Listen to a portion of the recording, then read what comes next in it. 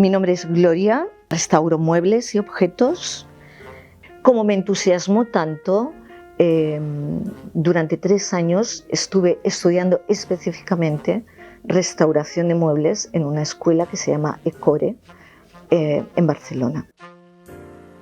Cuando yo me quedo sin trabajo y decido montar este proyecto, y de esta manera llego aquí a la calle de la Gloria y pensé que era como que una señal, ¿no?, del universo y pensé que se podía llamar de esta manera, de gloria en gloria.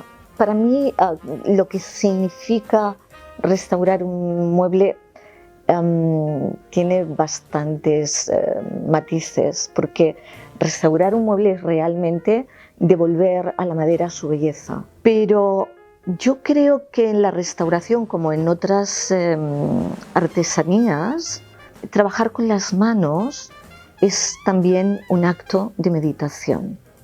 Cuando tú estás trabajando en un mueble, estás trabajando en un objeto, estás realizando cualquier trabajo con las manos, realmente estás eso que ahora se llama el aquí y el ahora, ¿no? Una conversación íntima y en silencio con el objeto que vas a restaurar.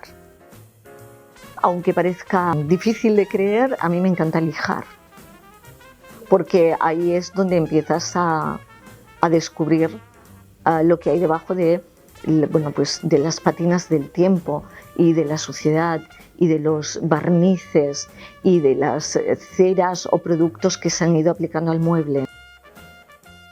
Una pintora de la ciudad me dijo: ¿por qué no vas a la Casa Amarilla?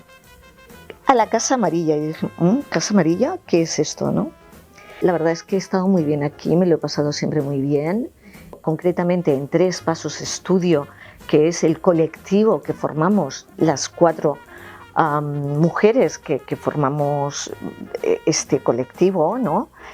No solamente se trabaja, no solamente se restauran muebles, se hacen otras actividades artísticas y artesanas. Y a mí me encanta colaborar con artistas plásticos.